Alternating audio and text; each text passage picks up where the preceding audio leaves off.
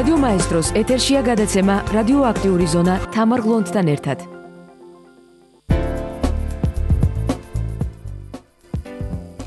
მოგესალმებით, უსმენთ რადიო მაესტროს ეთერშია გადაცემა რადიოაქტიური ზონა. სტუდიაში მუშაობს თამარ გლონდი და მოკლედ გაგაცნობთ დღის მთავარ თემებს. ეროვნული ბანკის საბჭოს წევრობის კანდიდატი კობა გვენეტაძე ეროვნული ბანკის პრეზიდენტის გიორგი ქადაგიძის საქმიანობის შეფასებისგან თავს იკავებს. ეროვნული ბანკის პრეზიდენტის საქმიანობისა და განსაკუთრებით ლარის კურსის გაუფასურების დროს ეროვნული ბანკის მიერ გატარებული პოლიტიკის შეფასება გვენეტაძეს დარგობრივი ეკონომიკისა და ეკონომიკური პოლიტიკის და სპორტისა და ახალგაზრდულ საქმეთა კომიტეტის გაერთიანებულ სხდომაზე სთხოვეს. გვენეტაძემ აღნიშნა, რომ ის ვერ იქნება შემფასებელი თუ როგორ მოხდა ამ შემთხვევაში მართვა. ქადაგიძესთან დაკავშირებით მე არ ვფიქრობ, რომ რაიმე შეფასება უნდა მივცე ამას. ეს არის პარლამენტის პრეროგატივა და არსებობს საკანონმდებლო ბაზა, რომელმაც ეს უნდა გააკეთოს და ალბათ ვფიქრობ გაკეთდება კიდეც. აღნიშნა კობა გვენეტაძემ.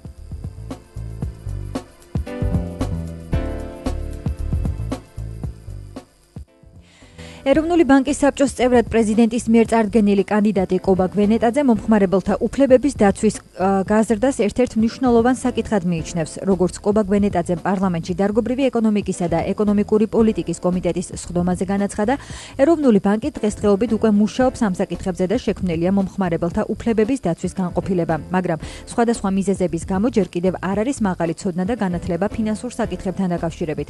როგორც გარკვეული სტატისტიკიდან ჩანს, მიუხედავად იმ ჩარჩოსი, რომელიც არსებობს, მაინც არის შემთხვევები, როდესაც მსესხებელი, რომელსაც სჭირდება ფინანსები, შეიძლება ითქვას, ყველაფრისთვის არის მზად, რომ მოაწეროს ხელი ხელშეკრულებას და სწორედ ამ დროს ხდება იმ გაუთვალისწინებელი ფაქტორების არ გათვალისწინება, რაც შესაძლებელია პოტენციურად დადგეს. ვფიქრობ, ამ მიმართულების გაძლიერება ნამდვილად კარგი იქნება და რაც დროგავა, უფრო ნაკლებ განაწყენებული მსესხებელი გვეყოლება. როგორც მინიმუმ, მათ ექნებათ სრული ინფორმაცია იმის შესახებ, თუ რა პირობით იღებენ სესხებს და რა შეიძლება შეიცვალოს ან შეცვალოს ის პირობები, რომლითაც მათ უნდა დააბრუნონ ეს სესხები, განაცხადა გვენეტაძემ.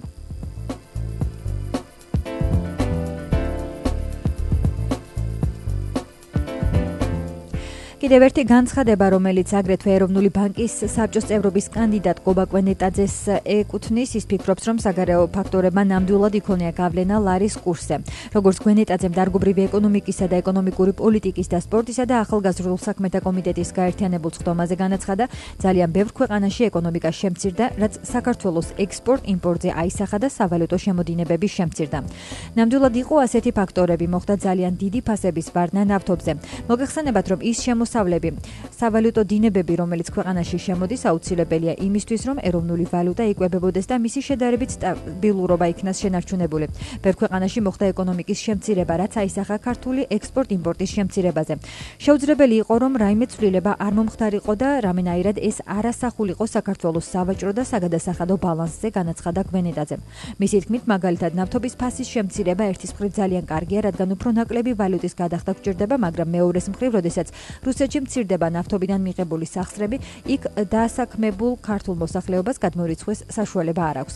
ასე რომ ნამდვილად იყო საგარეო ფაქტორები, რომლებმაც როლი ითამაშა და ამის უგულებელყოფა არ შეიძლება, დასცინა კობა გვენეტაძემ.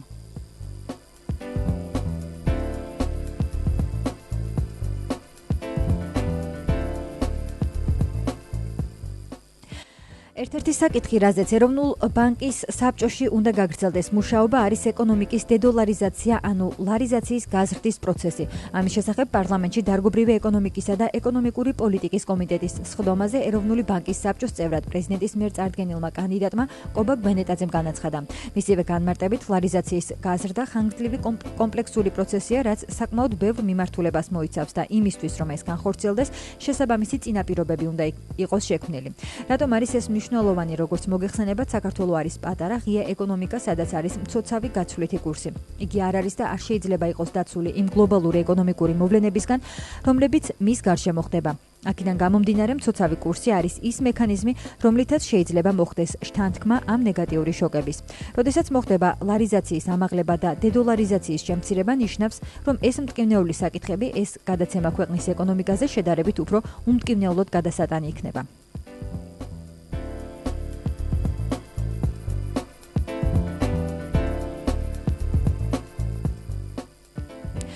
საქართველოს ბიზნეს ასოციაციის პრეზიდენტი გიორგი ჭირაქაძე მიიჩნევს, რომ ეროვნული ვალუტის კურსის დღევანდელ ნიშნულზე დატოვება, როდესაც 1 დოლარი 2 ლარი და 50 თეთრი ღირს ძალიან სახიფათოა.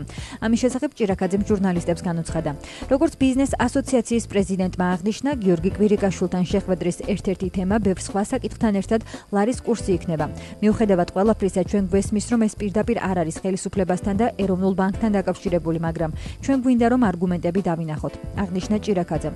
რაც შეეხება ფინანსთა მინისტრ ნოდარ ხადურის დღევანდელ განცხადებას, რომელიც ფიქრობს, რომ ლარი უახლოეს მომავალში მნიშვნელოვნად გამყარდება, ჭირაქაძემ აღნიშნა, რომ ძალიან მნიშვნელოვანია თუ არსებობს კონკრეტული არგუმენტები ნოდარ ხადურის მხრიდან ეროვნული ვალუტის გამყარებასთან დაკავშირებით, თუმცა ბიზნეს ასოციაციის პრეზიდენტმა არ იცის, რა არგუმენტები აქვს ფინანსთა მინისტრს.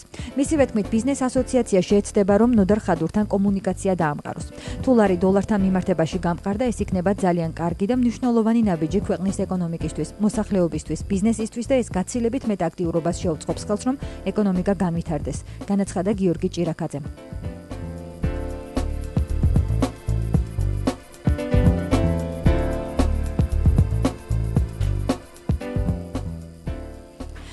სახელმწიფომ და ბიზნესმა ყველა ღონე უნდა ვიხმაროთ, რომ ლარი გამყარდეს. ამის შესახებ საქართველოს ბიზნეს ასოციაციის ვიცე-პრეზიდენტმა სოსო ფხაკაძემ ლარის კურსის შესახებ დასმული კითხვის პასუხად განაცხადა. როგორც სოსო ფხაკაძემ აღნიშნა, საქართველოს ბიზნეს ასოციაციამ პრემიერ-მინისტრთან დღევანდელ შეხვედრაზე მოამზადა 6 კონკრეტული საკითხი და აქედან ერთ-ერთ ნომერი პირველი საკითხი სწორედ ლარის კურსს ეხება. მისივე თქმით, ეს არის თემა, რომელიც ლარის კურსს ეხება და ძალიან მნიშვნელოვანია. კითხვაზე ლარის გაუფასურების გამო ხომ არ შეიცვალა მისი საინვესტიციო გეგმები, სოსო ფხაკაძემ აღნიშნა, რომ ასეთ ვითარებაში არ შეიძლება ბიზნესმა არ გადახედოს თავის განვითარების გეგმებს.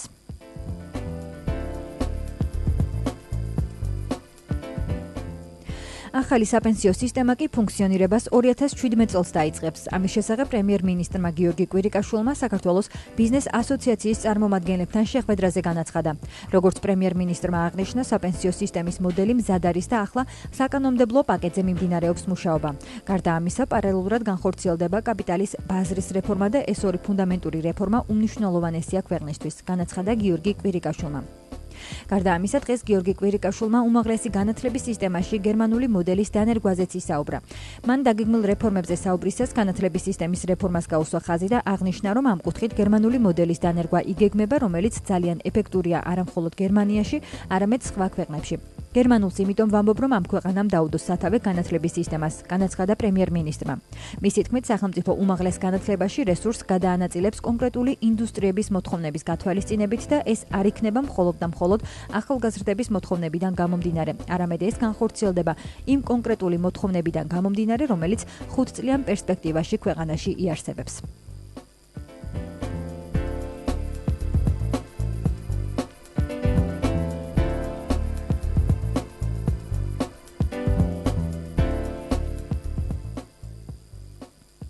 მაკა ასათიანის საქალაქო სასამართლოს გადაწყვეტილებას გია გაჩეჩილაძის 30%-იანი წილის შეჩერებაზე უარის შესახებ ასაჩივრებს. მაკა ასათიანის ადვოკატმა გიორგი გვენეტაძემ აღნიშნულთან დაკავშირებით სასამართლოში საჩივარი შეიტანა. როგორც გიორგი გვენეტაძემ განმარტა, საქალაქო სასამართლოს აღნიშნული საჩივრის განხილვისთვის 25 დღიანი ვადა აქვს, ხოლო სააპელაციო სასამართლოს 2 თვემდე ვადა. ჩვენ საჩივარს დავურთეთ დამატებითი მტკიცებულებები, ვფიქრობთ, რომ სააპელაციო სასამართლო მაინც მიიღებს სამართლიან გადაწყვეტილებას, განაცხადა ადვოკატმა. იგი გამოეხმაურა კონკურენციის სააგენტოს განმარტებას ადვოკატის მიმართვასთან დაკავშირებით, რომლის მიხედვით კონკურენციის სააგენტოსგან მაკა ასათიანი მოითხოვს დააზუსტოს არის თუ არა ტელეკომპანია იმედის მენეჯერი ირაკლი რუხაძე და შეიძინა თუ არა მან ტელეკომპანია მაესტროში 30%-იანი წილი. კონკურენციის სააგენტომ აღნიშნულთან დაკავშირებით განმარტა, რომ ამ საკითხის განხილვა მის კომპეტენციაში არ შედის. კანონებს ჩვენც ვკითხულობთ და ვიცით, თუმცა ეს არის პროცედურა, ჩვენს განცხადებას კონკურენციის სააგენტო კომუნიკაციების მართვის სააგენტოს გადაუგზავნის. არც მარეგულირებლის მხრიდან გვაქვს მოლოდინი, რომ რეაგირება მოყვება ამ საკითხს, თუმცა ეს ეტაპი აუცილებელია, რათა შემდგომში სწორად განვსაზღვროთ სამართლებრივი პროცედურები, განაცხადა გიორგი გვენეტაძემ.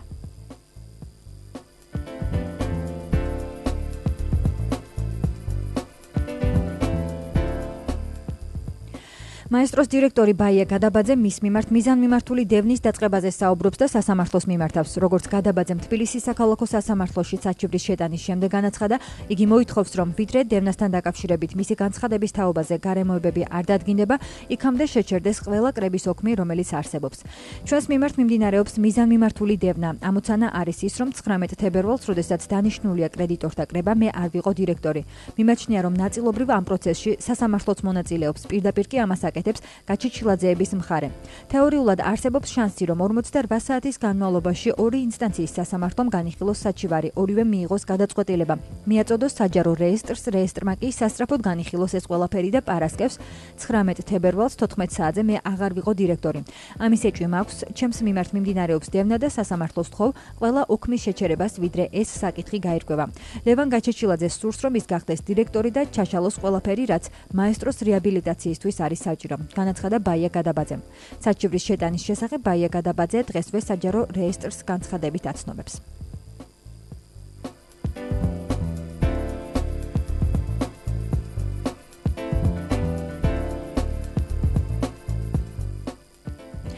ჭიდაობის ეროვნულ ფედერაციაში დოპინგ სკანდალთან დაკავშირებით შეხვედრა მიმდინარეობს. შეხვედრაში თავად დოპინგ სკანდალში გარეული მოჭიდავეები, ანტიდოპინგური კომიტეტის წარმომადგენელი, ფედერაციის ხელმძღვანელობა, მწვრთნელები და ექიმები მონაწილეობენ. როგორც ცნობილია, დღევანდელი შეხვედრის მონაწილეები უშუალოდ მოჭიდავეებისგან მოისმენენ ინფორმაციას, თუ როგორ მოხვდა მათ ორგანიზმში აკრძალული პრეპარატები. შეხვედრის დაწყებამდე კომენტარი არ გაკეთებულა და ის დახურულ ფორმატში მიმდინარეობს. არსებული ინფორმაციით, ქართველი მოჭიდავეების მხრიდან დოპინგის შესაძლო მიღებასთან დაკავშირებით ოფიციალური დასკვნა ხვალ გახდება ცნობილი.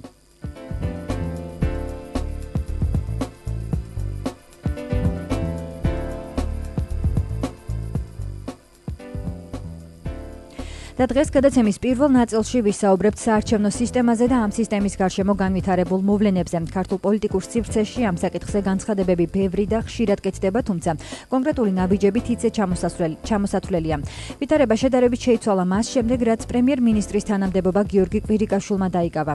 მის გადაწყვეტილებას შეხვედროდა ინტერპარტიული ჯგუფის წარმომადგენლებს, კონკრეტული დაპირებებით და გეგმაც მოყვა. შეხვედრის შემდეგ გამოთქმული განცხადებები ურთიერთსაპირისპირო იყო. ის დადებითად შეაფასეს ინტერპარტიული ჯგუფისა და ოპოზიციის წარმომადგენლებმა, ქართული ოცნების წევრებმა კი განაცხადეს, რომ რეფორმა ამ მიმართულებით უკვე გატარებულია და მის ცვლილებას კოალიცია არ გეგმავს. თავად რეფორმა კი ნეგატიურად ქვეყნის ოპოზიციამ შეაფასა და აღნიშნა, რომ რეალურად ის არაფერს ცვლის. მას შემდეგ პროცესი გარკვეულწილად შენელდა.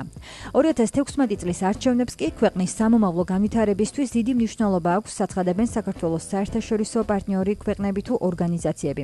ამჯერად ინტერპარტიული ჯგუფის წევრებმა შეხვედრა გამართეს, სადაც სავარაუდოდ დასახეს სამომავლო ნაბიჯები და დაგეგმილია შეხვედრა ვენეციის კომისიის წევრებთან და კვირის ბოლოს პრემიერთან.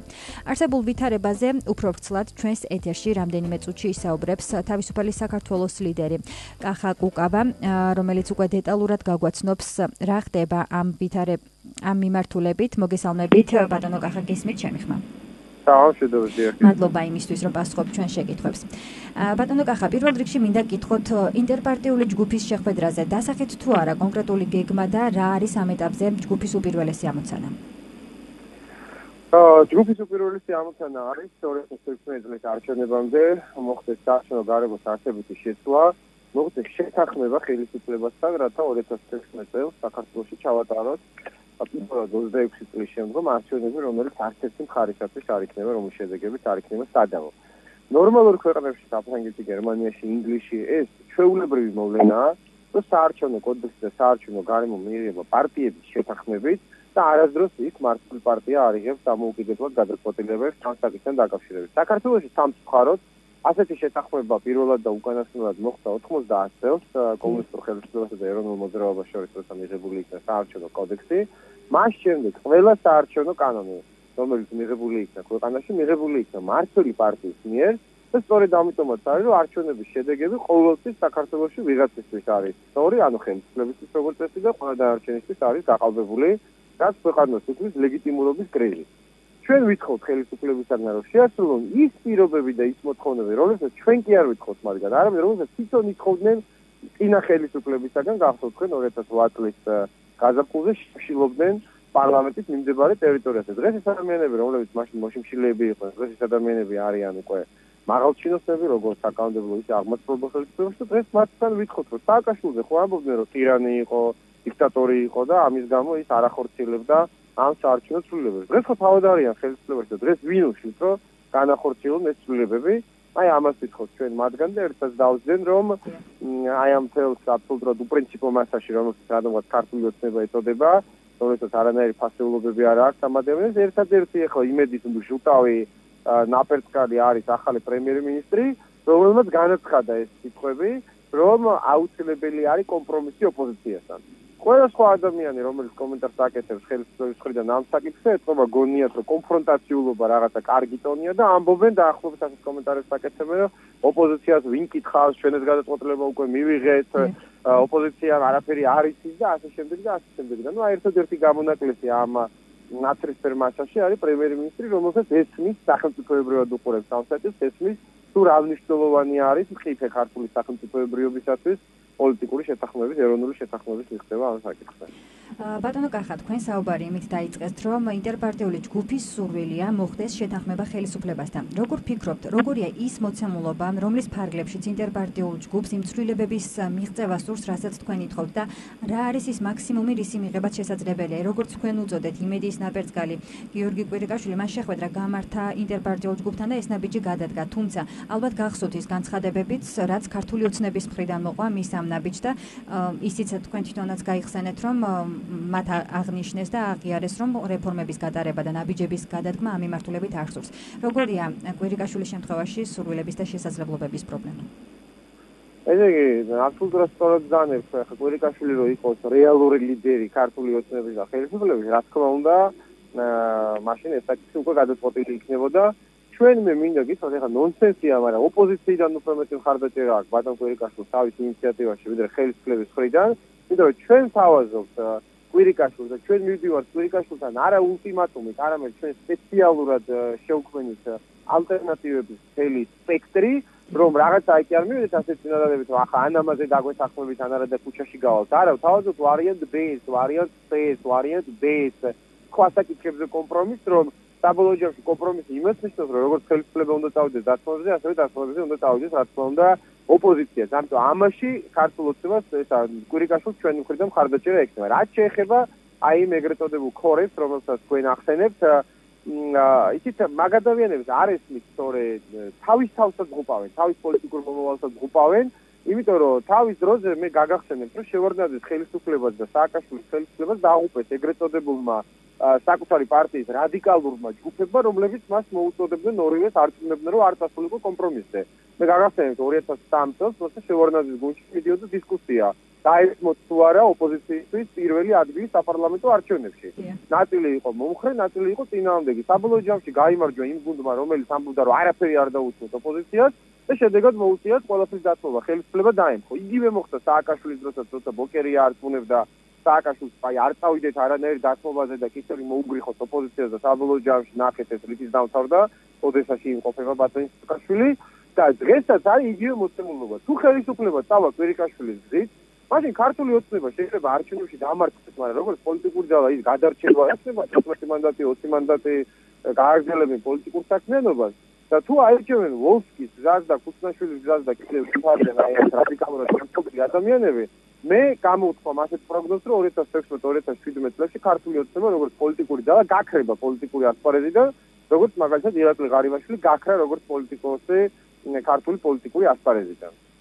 ბატონ კახა, თქვენ შესაძლოა წინასწარ ამაზე საუბარი არ გსურდეთ, თუმცა მე მაინც დაგისვამთ კითხვას, რა არის ის მაქსიმუმი, რაც აი ამ პირობებში თქვენ შეგიძლიათ ინტერპარტიულ ჯგუფს შეუძლია რომ მიიღოს და გარდა ამის მიფასუხეთ უკვე ჩვენ არა ვართ განწყობილი, ისა როგორც კი ვიტყვით რომ მინიმუმი მაქსიმუმი ისელი ხაზები, ეს ნიშნავს რაღაცა ულტიმატუმებს. და განსაკუთრებით იმიტომ არ გვინდა ულტიმატუმების ენაზე საუბარი, რომ ახლა პარადოქსია შეიძლება ჩემი მხრიდან რო გესმის ეს, მაგრამ იმდენად კონსტრუქციული არის, იმდენად სახელმწიფოებრივი არის პრემიერ-მინისტრის საკითხები, რომ ის კი არ არის უფრო მთავარი, როგორი საარჩევნო სისტემით ჩავატარეთ არჩევნებს. ის არის მთავარი, რომ ეს არ იყოს დავის საგანი. ხელისუფლება და ოპოზიცია შეუსახდეთ. რა გახდა თუ კი კომუნისტურმა რეჟიმმა თავის ესე დაუძინებელ წერტილს ზიად გამსახურდიასთან წარმოიდგინეთ ერთის სულ კომუნისტები და მეორეს სულ დისიდენტები. მათ თუ მოახერხეს შეთანხმება საარჩევნო კანონზე 1990 წელს, ჯერ კიდევ საბჭოთა კავშირის ასეულის პირობებში, ჩვენ რა ჭირიჭირს ასეთი რომ აი ვერ ვახერხებთ შეთანხმებას საარჩევნო კანონთან დაკავშირებით. სწორედ ამიტომაც მე არ მინდა ვთქვა რომ აი ახლა რაღაცა კონკრეტული საკითხი არის ჩვენი მინიმუმი, რასაც თუ ხელისუფლება არ დათმობს, ჩვენ ავაკირავეთ მაგიდას. არ იქნება ასე. დავინახოთ ხელისუფლების მხრიდან გადმოდგმულ ერთ კონსტრუქციულ ნაბიჯს, გადავდგამთ ორ კონსტრუქციულ ნაბიჯს. დავინახოთ ხელისუფლების მხრიდან გადმოდგმულ ერთ კონფრონტაციულ ნაბიჯს, გადავდგამთ ორ კონფრონტაციულ ნაბიჯს. აი ეს არის ჩვენი სტრატეგია. თქვენ გეგმავთ შეხვედრას ვენეციის კომისიასთან. რას ელთ ამ შეხვედრიდან და რას მოგცემთ? ის იქნება თუ არა ეს ხელისუფლებაზე ზეწოლის კიდევ ერთი ბერგეთი? რა თქმა უნდა, ხელისუფლებას უნდა ესწოდეთ, რომ ეს ზარდის საერთაშორისო კრიტიციზმი რაც არის, როგორც სხვადასხვა ევროპული, ამერიკული ორგანიზაციების მხრიდან, ზოგი საერთაშორისო, ზოგი ნახევრად ოფიციალურია, ზოგი მთლიანად ოფიციალური არის.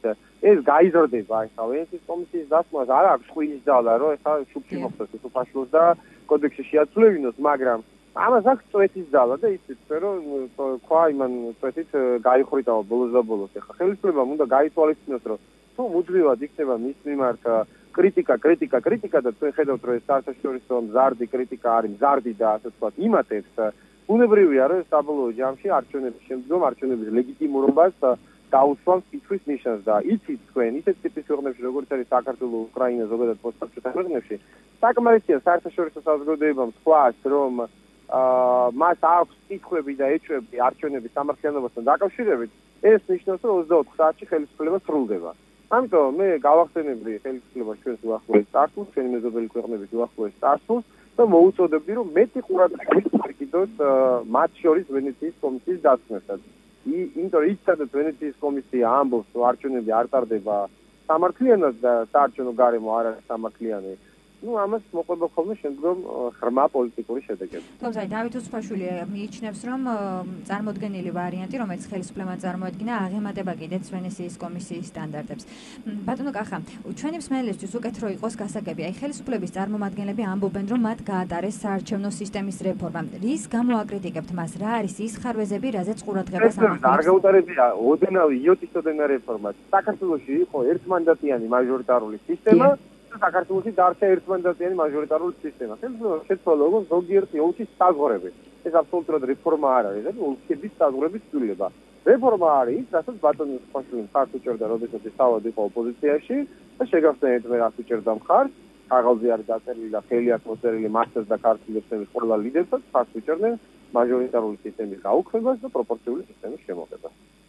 პარლამენტის თავმჯდომარე დავით უსუფაშვილი ოპოზიციას მოუწოდებს, სანამ გვიან არ არის მხარი დაუჭირონ მმართველი გუნდის საკონსტიტუციო ცვლილებებს, რომელიც 2016 წლის არჩევნების შემდეგ პროპორციულ სისტემაზე გადასვლას გულისხმობს. რას ნიშნავს სანამ დრო არის დაუჭირონ მხარი და მე იგივე სიტყვას დაუბრუნებდი ბატონ უსუფაშვილს, სანამ გვიან არ არის მხარი დაუჭიროს ოპოზიციის მოთხოვნას, იმიტომ რომ მე როდესაც ესე იგი გადააყენებენ ხოლმე ამათ პარლამენტის თავმჯდომარეს თუ პრემიერ-მინისტრს საქართველოში ბევრი ყავს ასეთი ყოფილი ასე ვთქვათ, მაღალი საუნდების პირები, მე ისეთი პრეზიდენტები და ისეთი ჭკვიანები ხდებიან ხოლმე და მე ამბობენ, რომ როგორ უნდათ ამას იმ რეფორმის გატარება, ცვლილების გატარება და ვერ მოასწრეს და რაღაცა შეიმხოთ ასე შემდგომ. ეხლა არის უსუფაშვილი პარლამენტის თავმჯდომარე, რამდენიმე თვე იქნება კიდე, ოქტომბრის შემდგომ არ იქნება. ამიტომ თუ რაიმე კარგის გაკეთება უნდა, ეხლა გაატაროს სწორედ. მე უკვე, როდესაც ეს ვადა ჩამთავრდება, მთელი ცხოვრება დააყვედრებენ, აი ესეთ ფრაზას საქართველოში ალბათ ხშირად შეფოდრიათ ხო პოლიტიკურ მეტყოლებაში. შენ რა გააკეთე იქ რო იყავი. აი ეს იქნება უსუფაშვილის მთელი დარჩენილი ცხოვრების წევა. ყოველთვის ვინც არ უნდა გააკრიტიკოს მან საქართველოს ნებისმიერი შემდეგი მთავრობა, მას უბრუნებენ ხან სამართლიანად და ხან სამართლიანად. მაგრამ ბატონ დავით, ხე რო იყო ის პარლამენტის თავმჯდომარე რა გააკეთეთ. და 4 წლის თავზე ბატონ უსუფაშვილს არაფერი საფასო არ იქნება. არც ერთი ის დაპირება, რომელიც მან გნებავს როგორც ქართული ოცნების კოალიციის წევრმა და გნებავს როგორც რესპუბლიკური პარტიის ლიდერმა მისცა ქართულ საზოგადოებას, გადახედეთ თუ მინდა მათ საარჩევნო პროგრამას, არც ერთი ეს დაპირება რეალიზებული არ არის. და ბატონო კახა, ბოლოს მინდა ისევ პრემიერთან შეხვედრას დაუბრუნდე, პირველი შეხვედრა ალბათ უფრო საკითხთან გაცნობითი ხასიათის იყო, თუმცა საინტერესოა როგორ ვითარდება მას შემდეგ კომუნიკაცია და დინამიკა ამ ურთიერთობების ამ საკითხის გარშემო და რა მიიღეთ ამ პირველი შეხვედრიდან. კომუნიკაციაში თქვათაშორის ეთყობა ამ ადამიანს არის ძალიან მოწესრიგებული და კეთილმდისიერი, იმიტომ რომ არ აქვს პრობლემა მასთან კომუნიკაციის. ეხლა დანიშნა არის ხო როცა იყოს რომ 2-3 დღეში შეგეხმიანებით, 2-3 დღეში გვეხმიანება, როცა თვითონ ასე ვთქვათ არ არის საქართველოში მისი თანაშემწეები თუ რაღაცა სხვადასხვა ჩინოვნიკები ადმინისტრაციის უფროსი, ამ ხრივ არანაირი კომუნიკაციის პრობლემა არ არსებობს. კიდევ ერთხელ ვამბობ, მისი წყალი გადასხმოდეს პარლამენტის თავმჯდომარესაც და სხვა თავმჯდომარების პირებსაც.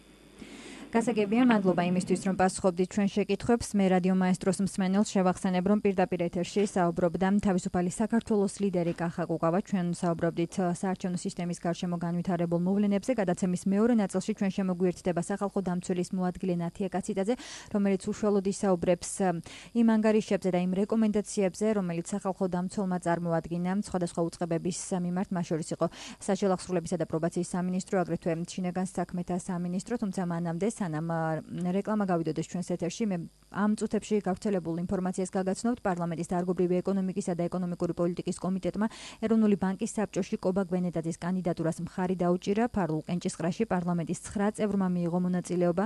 კითხვაზე უჭერთ თუ არა მხარს გვენეტაძის კანდიდატურას პარლამენტის პლენარულ სხდომაზე. კანდიდატურის პარლამენტის პლენარულ სხდომაზე გატანას კენჭისყრაში მონაწილე 8 დეპუტატმა დადებითი პასუხი გასცა. შესაბამისად, წინააღმდეგი კომიტეტის მხოლოდ 1 წევრი წავიდა. ფარულ კენჭისყრამდე კომიტეტმა კობა გვენეტაძეს მოусმინა და ჩვენ მათი განცხადებებით, აქ უпростоრად კომიტეტის სხდომაზე გაკეთებული განცხადებებით გაგაცანით. დაგველოდეთ პირდაპირ ეთერში ვბრუნდებით რამდენიმე წუთში.